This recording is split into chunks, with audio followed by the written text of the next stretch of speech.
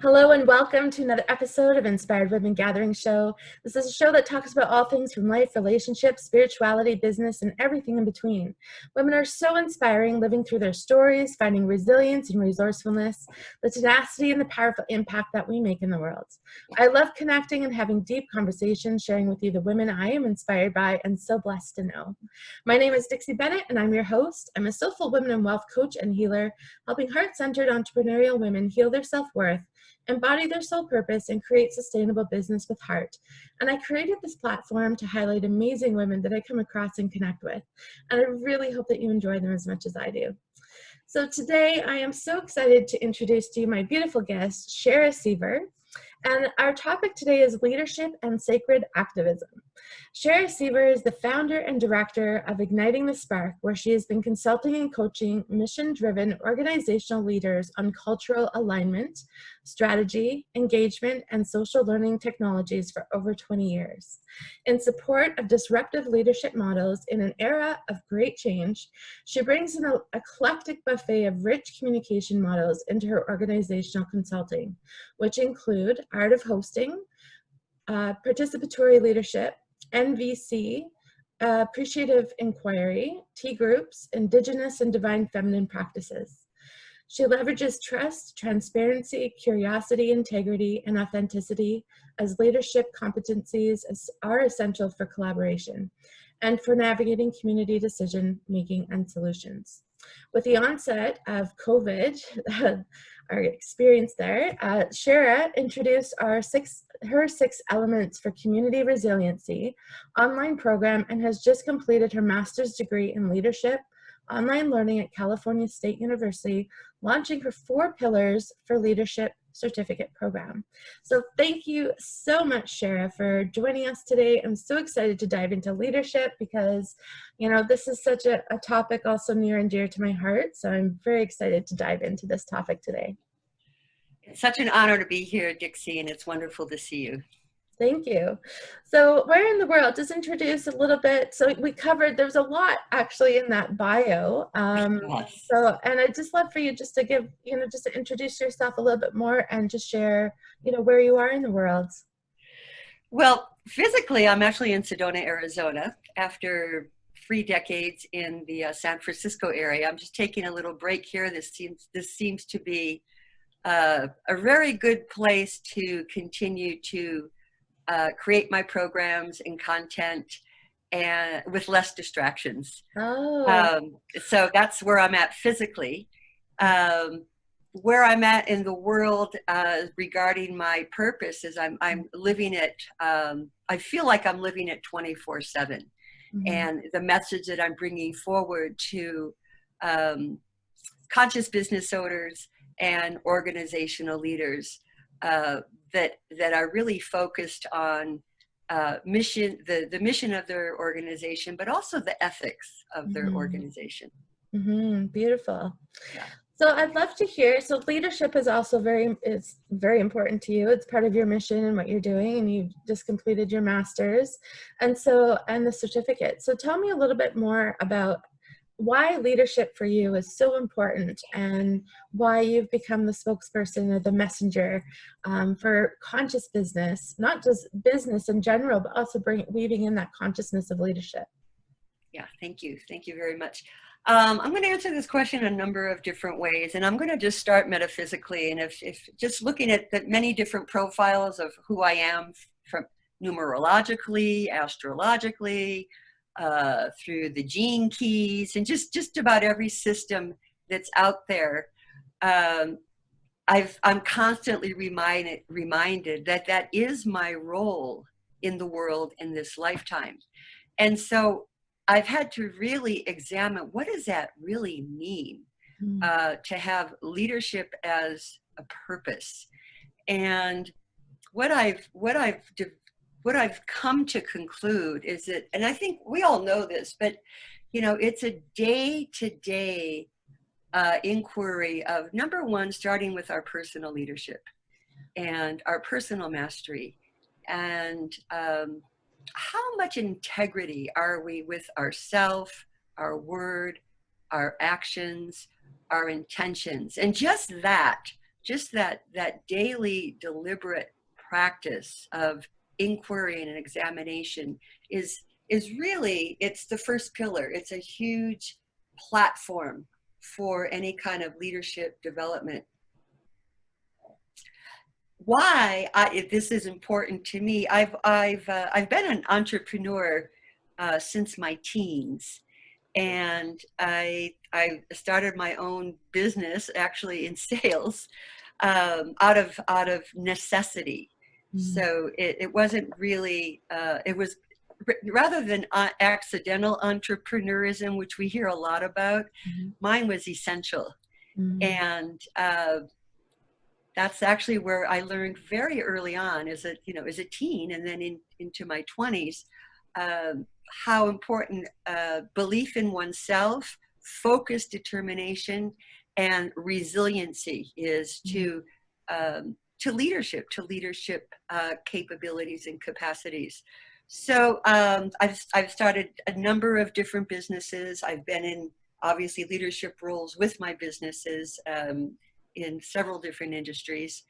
And I'll be the first to say that I've stumbled, I've made mistakes, I've been messy, and I would not trade any of those experiences or any of that discomfort that that I've experienced and oftentimes helped create in the last couple decades. It really is part of the process of developing into a sovereign leader. The messiness definitely is part of it. Absolutely key. We hear about failing forward, right? And that's exactly what it is. Well, I'd love for you to tell, I love how you said essential entrepreneurship, and how some people really do fall into entrepreneurship. And some people, why not just go and get a job, and just go and take on more jobs?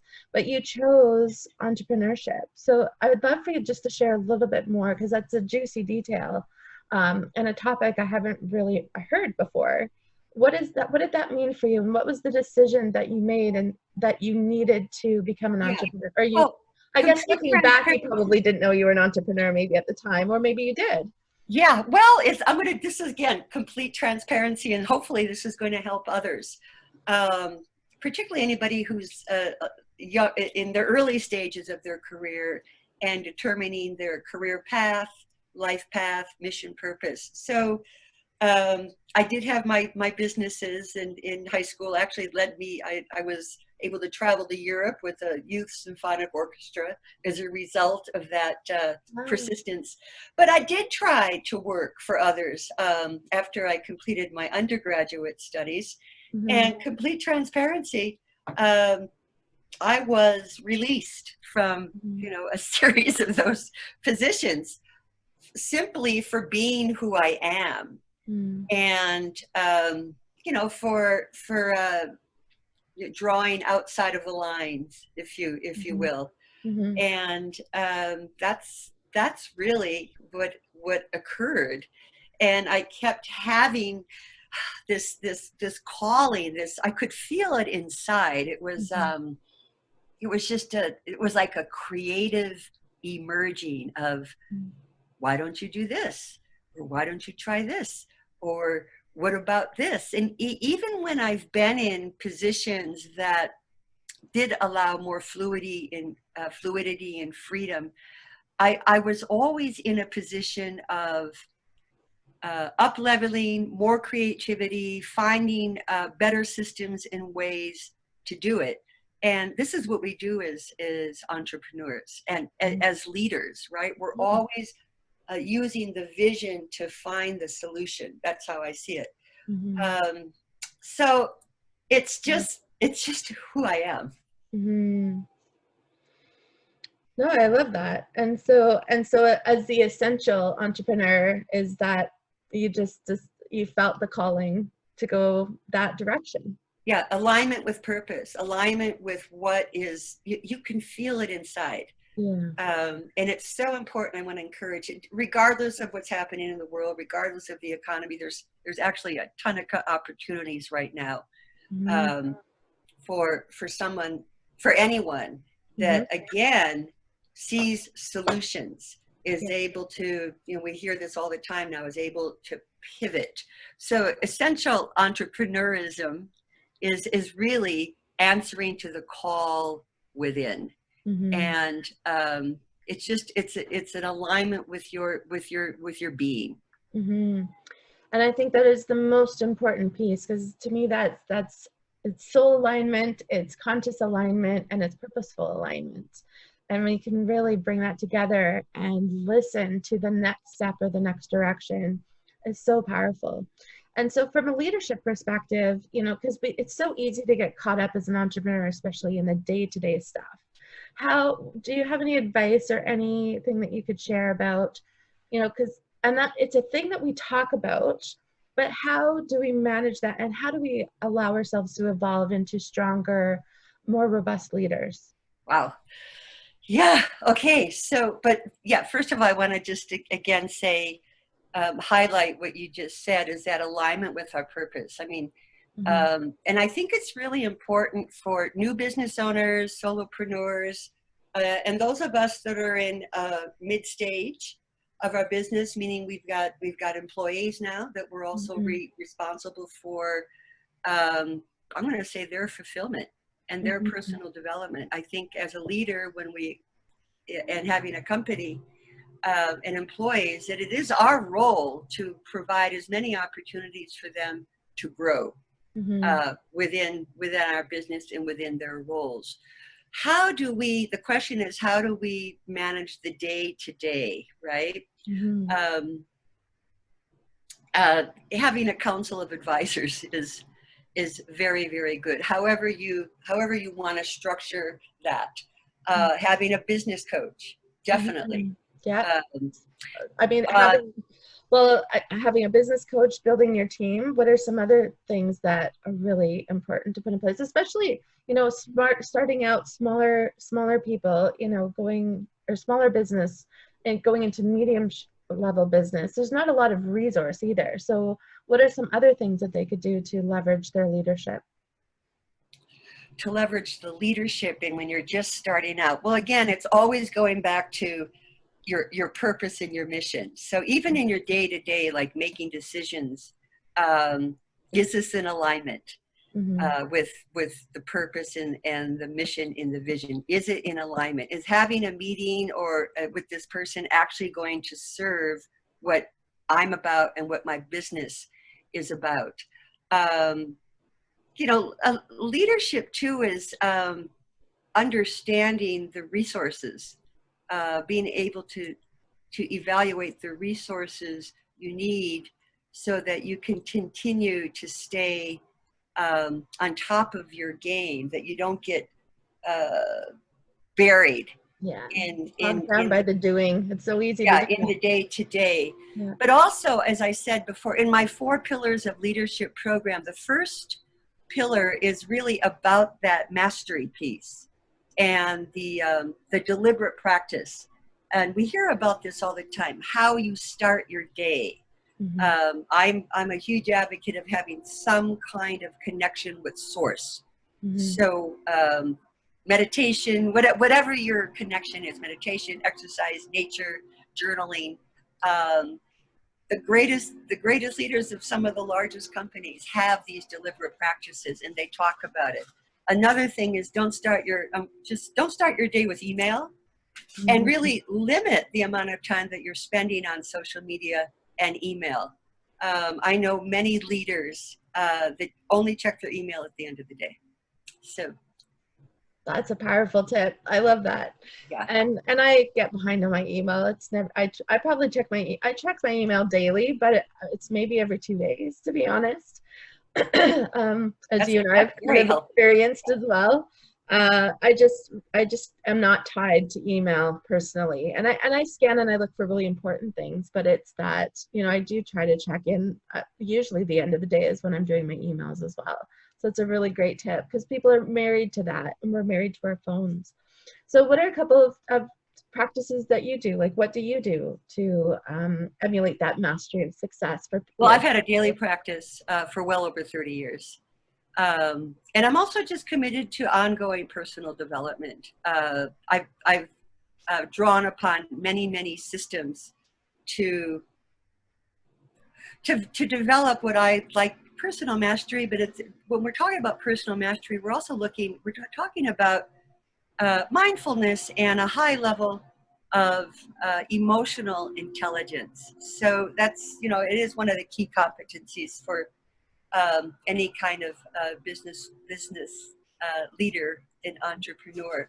So my daily practice, absolutely, which is, it's a very structured meditation practice, and I do at least an hour a day.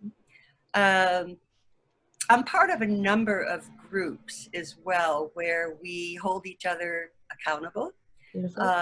I also lead one of these groups. I do lead a morning mastermind accountability group for primarily women, but not all, business owners and business leaders. Exercise, communion with nature. I mean, all of these are important. And the other thing I like to do, and I'm working, this is kind of moving into my second pillar, which is all about the social intelligence and the relationships and interpersonal relationships.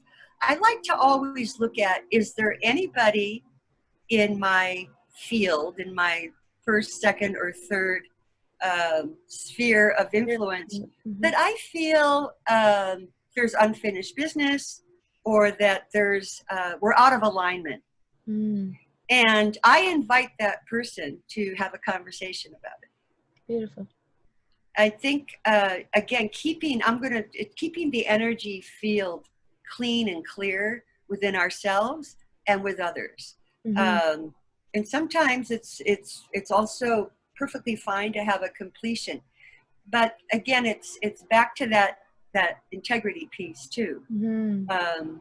So can you so the sphere of influence, because a lot of people talk about sphere of influence, can you share a little bit about how you might identify, because there's the first sphere, second, third, and how you maybe sure, that's a really identify people? And this is something too, sorry, this is just a kind of weaves into that, is especially as we're solopreneurs building our business, being able to identify, who are colleagues, friends, maybe business associates, or joint venture partners. Like, do you put those into your sphere of influence, and how do you identify? Yeah, sure. I love that. I think the first sphere of influence, again, is your most important. And this can also be what I would call my council of advisors. But these are those individuals, friends, colleagues, possibly family members, but those that you can be really vulnerable with.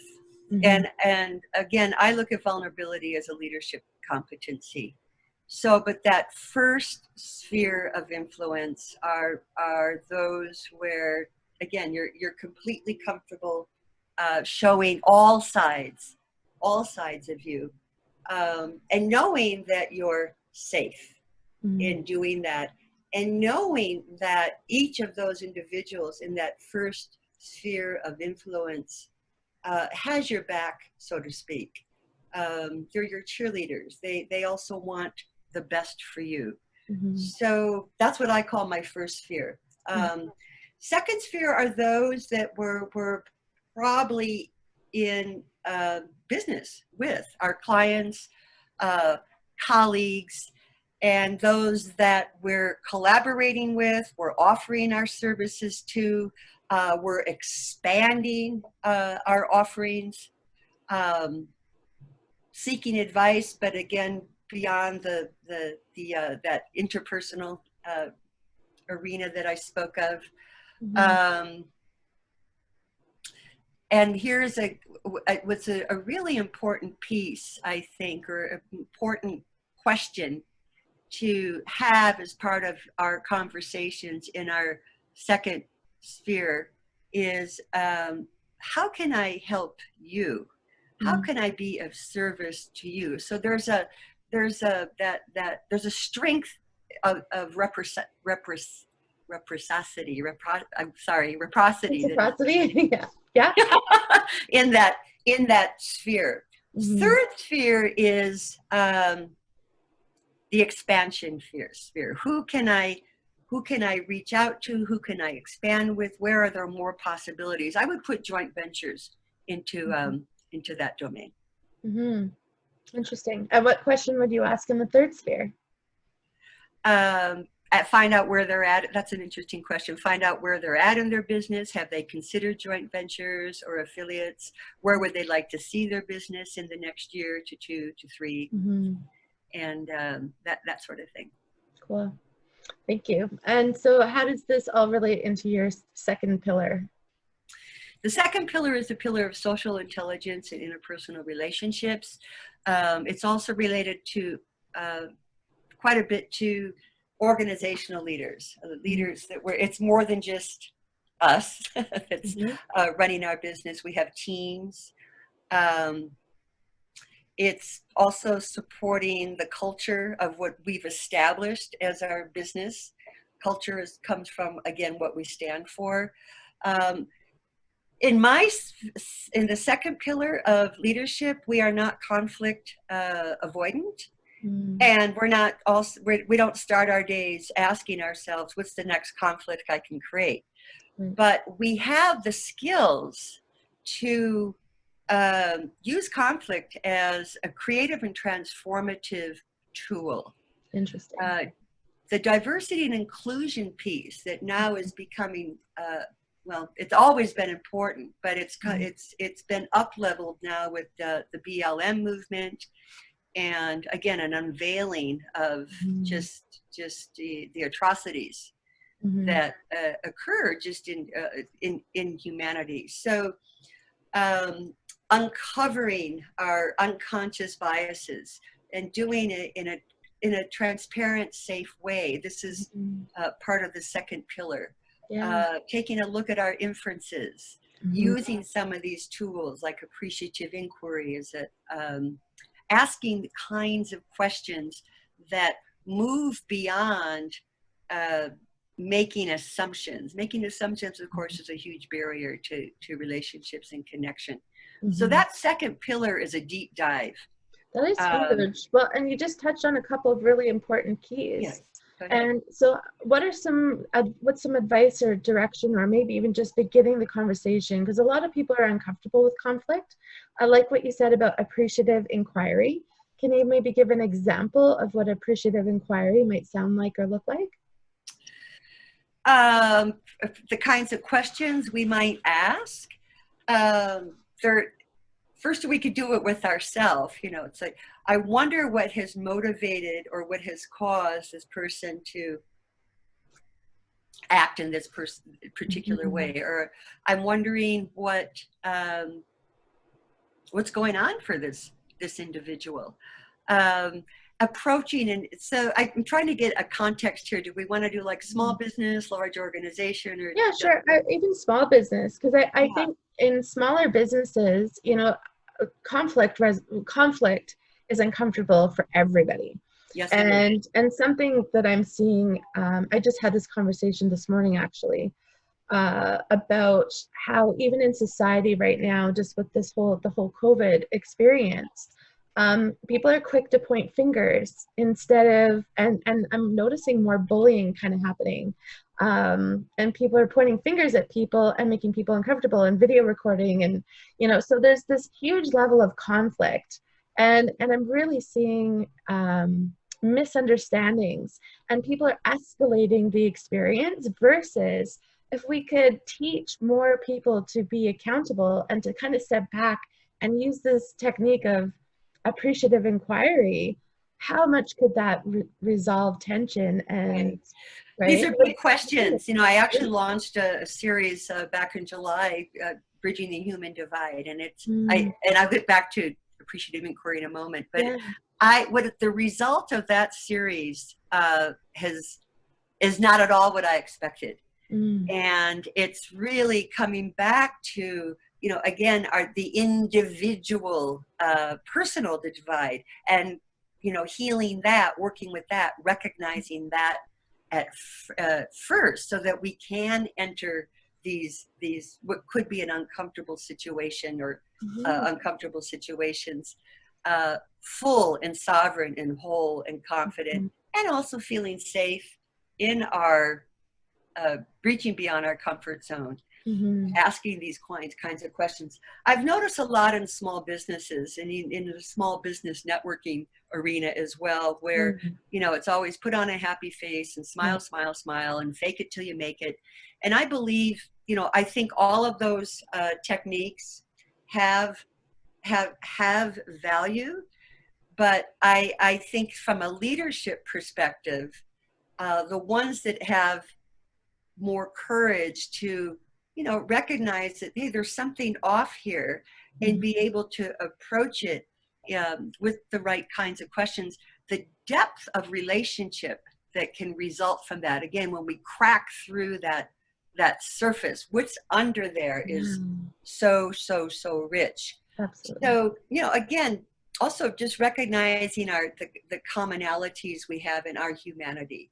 So when we go into an appreciative inquiry, we really want to find out what's going on with the person, what motivated their action or decision, and sharing how it landed for us as well. Yeah. Does that make sense? Yeah. And so what would be some examples? So going back to the questions, or the example to help people kind of start in that beginner place, even just recognizing the human divide, and starting with some personal inquiry questions. Well, I want to check for personal inquiry. I want to check in with myself, right? First of all, it's like, is there a bias, an unconscious bias that I'm projecting here? First of all, so that would be the personal inquiry question. Yeah. With that, yeah, just what's going on with me. So checking in with my filters, number one. I just want to take a side note. I've noticed in coaching small business owners, when they start to get a small team together, or their first VA or personal assistant, I just want you want to set these individuals up for success. And I've many times with clients have had to guide them in that way to set them up for success, rather than complain about what they did or didn't do. So again, going back to the personal inquiry, do I have biases, expectations, projections? How am I contributing to this person's success, fulfillment, happiness?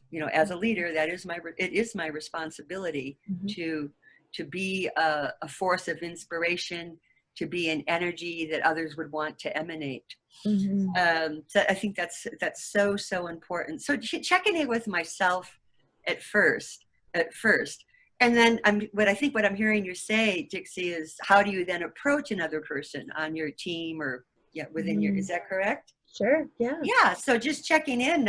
First of all, is this a good time? I wanted to check in with you on a couple of things. Is this a good time? Like to find out what's going on with them. Also, and one of the ways that works across the board, regardless if you're a CEO of a company with 10,000 plus employees, this can be something you put in place for your entire culture. Or if you're a business owner with 5 part-time employees on your team, these when we do our weekly meetings, or however often we have our meetings, at least weekly, but we do a check-in. We start with how are you feeling today? And we don't go on and on, but it could even just be one word. How are you coming to this meeting today? That's a great question. Describe it. It's so good. Yeah. How are you coming to this meeting today? Oh my gosh, that's such a beautiful. So you might find out my mother just went into intensive care last night. Right. Well, that's really good to know about the person that you're working on a project with, that's what they're going through. So just, something like that. The other thing is that I've done this more in, I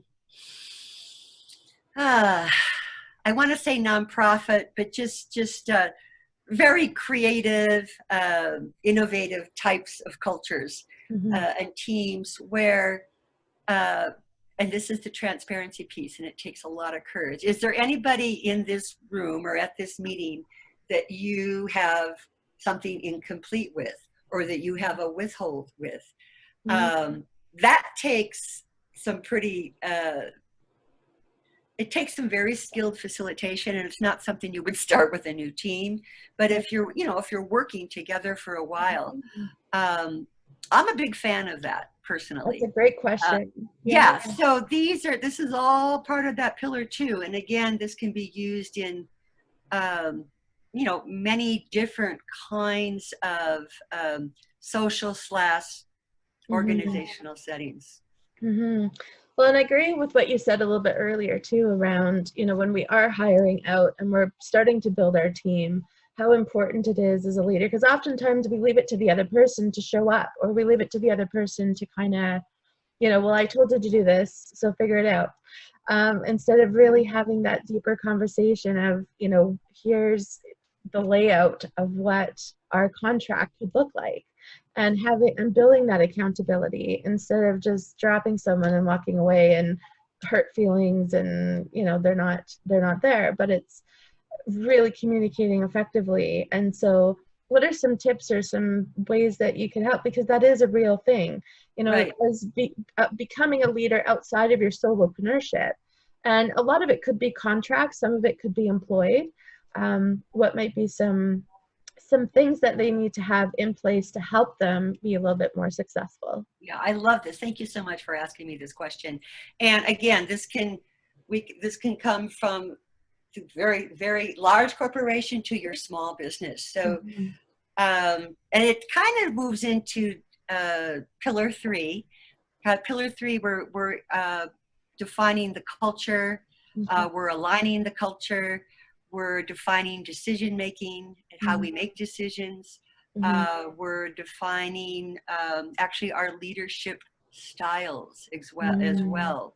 Are we encouraging autonomy? Are we working in the holacracy model, where in that model it's if you're a leader and you see a solution, propose it. And so again, we're moving way outside of the line. So all of that there's not anything that's right or wrong. It just needs to be defined. And again, how do you define your culture? Well, you go back to pillar 1 and what you stand for. And it always goes back to pillar 1. So some of the things I'd like to offer for anybody that's leading a small or large team, and you mentioned it too, Dixie, is about the contracts. But early on, week 1, sit down with the individuals and the team and really set some short and long-term goals. Take a look at what the business goals are, obviously, 3, 6, 9 months, but also take a look at what the individual goals are, their personal development goals, and how those goals obviously are in alignment with what we're doing in our business or project, but what responsibilities they can take for achieving these goals, but how can I, as the leader, also encourage and support this individual in reaching her goals? What resources can I offer? What kind of coaching can I offer? And definitely, doing the weekly check-ins, I think are essential. 3 questions that are, even when you're on the go and now everything's online, it's okay. We can still do simple check-ins. How are you doing? How's the project going? Or how's the team doing? And how can I help? You get so much information for those 3 questions. Brilliant. Thank you for sharing those. Well, and that's just it. I think the bottom line is always ask more questions. Yeah. Always. Yeah. Lead with questions, not lead with questions. Exactly. Lead with questions. And that's also the appreciative inquiry model. And many of our communication models that invite connection, invite openness, create safety. Yeah. Beautiful. And so moving into pillar 3, so how does that? Yeah, that's the culture. That's how we define culture. And in smaller businesses, you know, it's not as complex, Mhm, but you still want to have your values, your company values, your business values well defined, mhm. both for your what you stand for, Yeah. both for yourself, but also for your customers. So Mhm, they can also feel in alignment that, wow, this is what this business represents.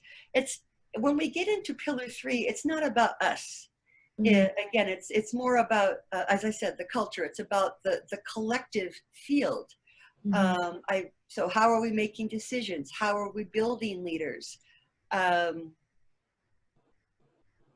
I think that's a really, how is decision making? That's Mhm, huge, because mhm, how many decisions do we make in any given day? What are the decisions based on? Again, defining the leadership. mhm. What Well, is and good leadership? how would one kind of define their leadership when they're kind of first starting out into their business, or, they've been in business for a while, they're starting to build a team, they're kind Right. of, because there is lots of different leadership styles, and how would they identify? Uh, it's some people are go top down. I'm Mhm, not going to make an evaluation on any of it. It really depends on the industry, and you know, if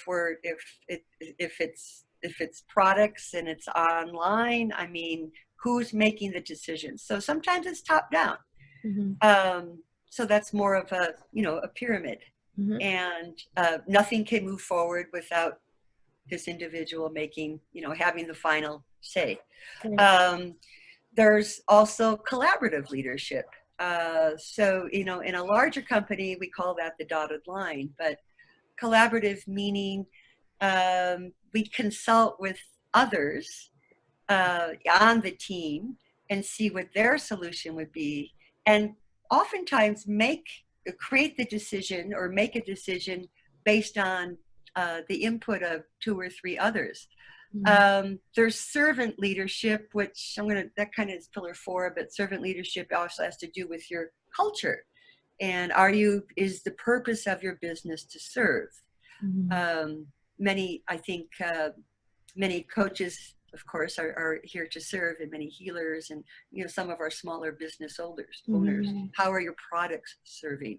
Right. Um, that's another that's another thing to consider. Mhm, And then the I mentioned holacracy, and that's when we get into it's a model that I just love, and it's when we get into, you know, allowing leaders to just emerge. Don't if don't press down, or don't suppress someone's natural leadership abilities. Or, I mean, you know, they're called high performers in larger companies, but mhm, mhm, just don't suppress one's energy and talent. If they are emerging mhm, as a leader, allow them to present solutions, present ways, present change, mhm, uh, and not based on what their role is within your organization. If it's mhm. just, again, allow people to um, you know, navigate themselves outside of the box. I like that. Yeah. Yeah. And so from a perspective, from someone who's trying to manage or lead that person, what would be some advice for them in order to recognize that and allow them to do that? Well, if we're having that one-to-one meeting, again, even if it's a small team part-time, if we're having that one-to-one meeting, we can kind of detect in those conversations the level of intrinsic motivation, just what drives this person. Mhm, And if you're hearing that, you know, this is somebody that wants to, it's disruptive. It's another word for it is disruptive leadership. If this mhm, person is someone who is capable and already seeing like new models, new solutions, to, you know, mhm, using technology or, you know, other kinds of models, keep encouraging them to do that. Maybe they can also, you know, start a little committee within the company to right, go ahead and do more research mhm, around that. But that again, that one-to-one meeting, complete disclosure. I just had a conversation with a new business owner just a couple days ago this week. CEO, fabulous business. I completely support what they're doing, what they're offering. It's all around thought leadership. But the team was not there. There was a huge gap between his vision and next steps and how it had not been communicated to the team. They were recruiting for positions. They didn't have anything even like yet written out about what their responsibilities were. Small team, we're talking 3-4 people. So again, it's really, really important to take those. It's like, even if you're looking for a social, your social media expert or your copywriters, have that position description, have it written out, have the expectations, have the responsibilities, show how it aligns with your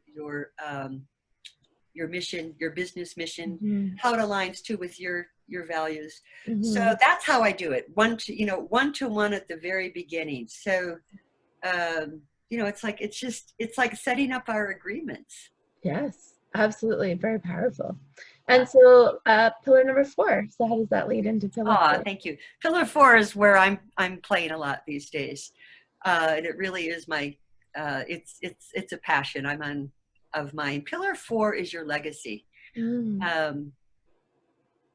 What is legacy? What is it that you're doing to create a betterment for your community?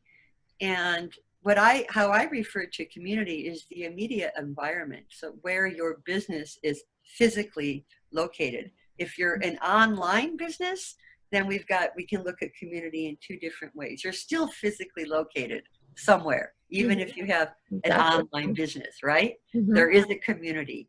And then there's the community you serve. Right. So the legacy for me in this time has really, I'm going to say, morphed or metamorphosized into sacred activism.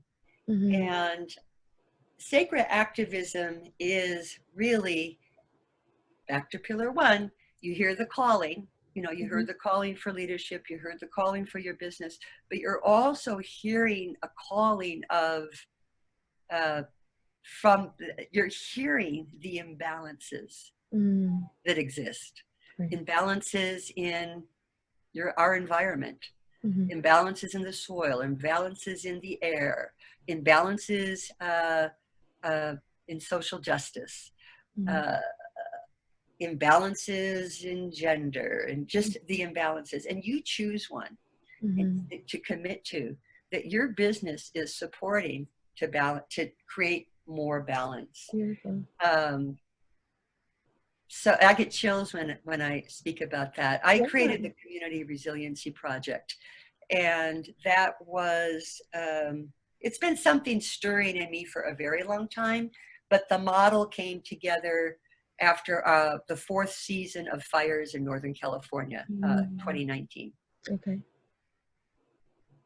And what came out of that for you? Yeah, so why did that here's an example of, so it's legacy. So the Community Resiliency Project is, it's an online model that anybody can take into their communities of the elements that create a resilient community. What is a resilient community? A community that can function and thrive on its own. So how does that happen? Number 1, we have an emergency response team. And that's usually professionals within the community. It involves the fire department as well. We are advocates of environmental sustainability. So there's, many, many ways to make that happen, way beyond recycling, but that's a given. Part of the environmental sustainability is also the community gardens, and you can have community gardens anywhere. The education component in that is also fabulous because we can also develop youth leadership around that. Community resiliency are happy, healthy elders as well. And I mean, when I say healthy, I mean social wellness. So our elders aren't isolated. And I have a youth elder pairing model Mhm. that Wow. And we need more of that. Like that's something that's really near and dear to my heart is especially seniors. Because it's a forgotten, I love all ages of people. And mhm, I really love the seniors because they're forgotten. And yep, especially in North America, we live in a society where the seniors are kind of put over here because we're too exactly. busy managing our life. And so there's a huge gap between us and them, you know, and yet they're so desperate for resources. Yeah, I'm so happy that you paused us there with that about the elders, and we're absolutely right. Our culture, and this is, we've known this for a very long time. Mhm. We put elders away. Mhm. It's been reflected until recently, also in our business cultures and corporate cultures. You get beyond a Yes. certain age, and Yep. you're looked upon as not valuable in Yeah. any way. Well, Um, and it's twofold too. Like I have been in organizations where they have had specific situations where they did pay, you know, for an elder, you know, someone who is retired. And they've had, but not very many organizations do that, nor do they actually leverage the person that's there. And I've been so lucky. I was lucky in my corporate career where I literally went and knocked on their door and said, you know, I went and visited them every day, but they were so happy to see me because nobody else was leveraging their wisdom. And that's a huge mistake is, you know, we yeah, don't have to keep reinventing the wheel. It's about not at all. leveraging that team environment because every generation has so much to offer. And that's, that goes to the how I've been influenced as well by, as we're talking about the community resiliency model, but Mhm. how I've also been influenced by, ancient leadership, indigenous leadership Mhm. practices. Our elders are valuable. And you're right, there are companies now that are drawing upon the wisdom. Mhm. Um, Chip Conley, I don't know if you know Chip Conley. He's kind of started a movement for elders, and he was the founder of the Joie de Vivre hotels, and also helped create Airbnb. Somewhat of a mentor of mine, someone that Mhm. Oh, cool. whose Yeah, I've leadership heard I've his really name. Yeah, respected cool. over the years. I learned a lot. I resonated with what he was doing, 20, 30 years ago, and have continued to follow him. But I just want to get back to that elder piece and how important it is. Also, that matching with youth, so Mhm. they learn to, number one, respect elders. And Mhm. then, there's again this reciprocity of social wellness where our elders are valuable, they're not Mhm. isolated. Um, Encouraging local commerce, local business is also a huge part of Mhm. the community resiliency model, encouraging entrepreneurism and young entrepreneurs. Mhm. Um, yeah, so I think, yeah, that's been the legacy. So Mhm. tying fourth pillar, tying legacy, sacred activism, what contribution are you making to your community? I mean, where you're physically located, Mhm. because that includes the land that we're on, Yeah. and even having gratitude for the land that you're Mhm. walking on every day. But what contribution is your company, Mhm. regardless, regardless of size, is making to your community? Mhm. So I encourage business owners, new, small, any size, to include that as part of the mission and the Mhm. vision and the culture. So every decision that is made is also based on that uh, that that legacy. Mhm. Sacred activism is a reflection of your connection to source. Again, it's a Mhm. reflection of pillar one. So how is that being expanded out again into the cauldron of community? Yes, I love that. Oh, wow. We've touched on so many delicious pieces. I love Yeah. it. So we're just coming to the end. So how would you like to wrap up, or do you have any last words of advice for any of our listeners? Well, people can get in touch with me through my website if they want to learn more, SheraSever.com, Igniting the Spark. I'm very easy to find online.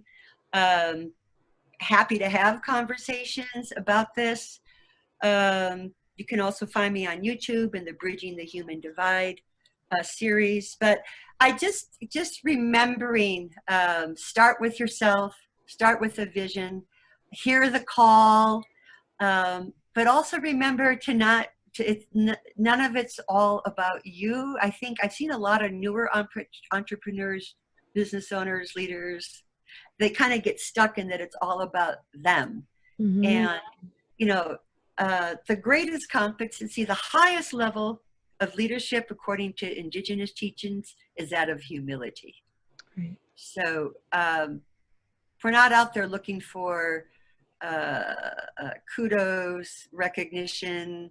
It's about being of service. Yeah. Great. I mean, it's great to get the recognition. We all need that as human beings. Of course. But it really does come from that place of service. And I think, you know, that I love what you said before about, and I'm really taking that piece in. I never thought about it that way. The balance. What can we do to balance out to the industry or the idea, or how can we contribute to bring more balance into those areas? So that's a great question that I'm personally taking away from this. So thank you for that. You. I'm glad to hear and that. I'll definitely be sharing that question out with my community as well. And so thank you so much, Shera, for your time and your gift in the world and your passion that you're sharing out. This has been really delightful. So thank you so much to everyone for watching. I hope you enjoyed and listening. If you'd like to leave some comments, please leave them below. As Shera mentioned, you can follow her at sherasever.com, and look forward to seeing you soon. Nixie, this is fabulous. Thank you so much. And thank you for all your beautiful contributions to the world and the values that you uphold on a daily basis. I really appreciate you. Thank you. I appreciate you seeing me. Thank you so much. All right, Shera, we'll take care and we'll talk to you soon. Okay. Bye-bye.